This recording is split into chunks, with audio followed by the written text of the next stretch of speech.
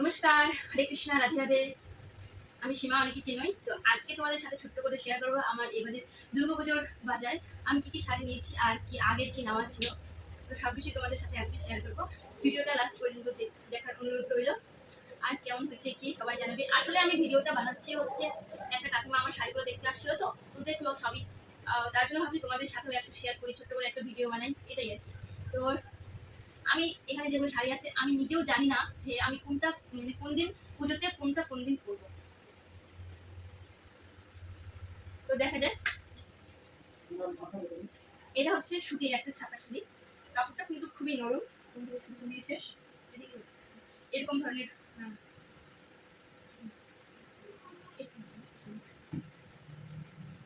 যে এটা একটা আমার তো খুবই পছন্দ হয়েছে এই শাড়িটা। এটা এরকম সম্পূর্ণটাই পরে আমি ঠিক করে নেবো হালকা।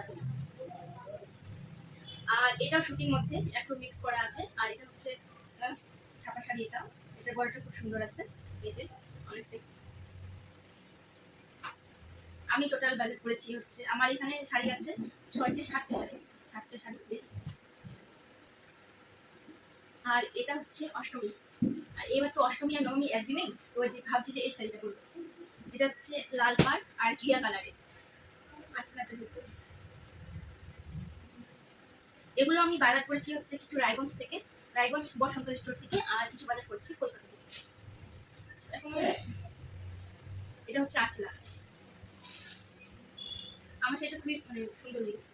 আমি ভালো মতো খুলেও দেখিনি, সেই যে দোকানে দেখেছি বাস আজকে এখন দেখেছি।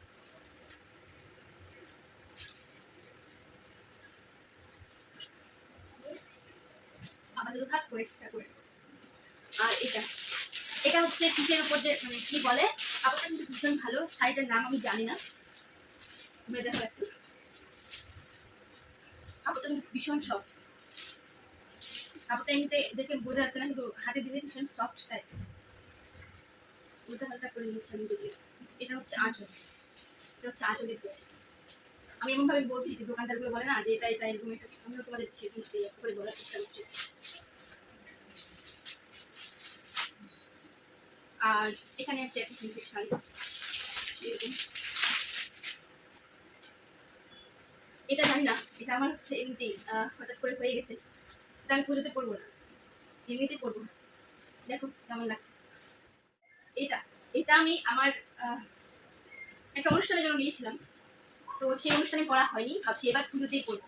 এই শাড়িটাও মানে আমি এটা বসন্ত স্টোর থেকে নিয়েছিলাম, রায়গঞ্জ বসন্ত স্টোর। আঁচল, এটা হচ্ছে আঁচল, আঁচলের দিকেটা। আর এই যে খুলে গেল। আর হচ্ছে এটা হচ্ছে আমার মা আমার জন্য রাধাষ্টমীতে গেছিল হচ্ছে মায়াপুরে, তখন এটা নিয়ে এসেছে।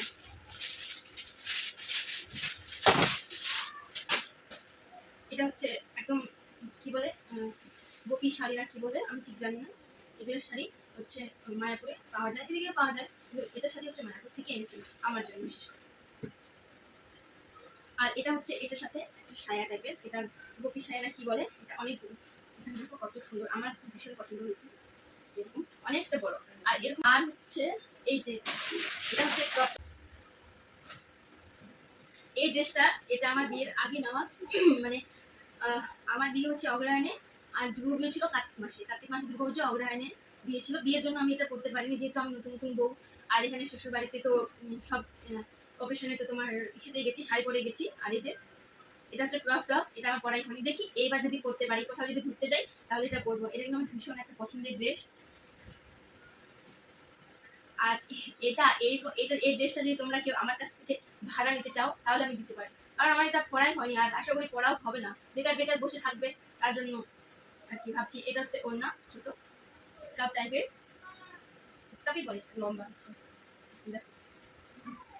আমি অত শুধু ড্রেসের নাম জানি না। আর কত সুন্দর লাগছে, কিন্তু আমার পড়াই হয়নি। ভাবছি এইবার দুর্গা পুজোতে পড়বো, দেখি পড়তে পারি কিনা। এগুলো থাক এরকম করে পরে বুঝতে। আর এখানে আছে হচ্ছে 3টে টপস, অবশ্যই হয়ে গেছে।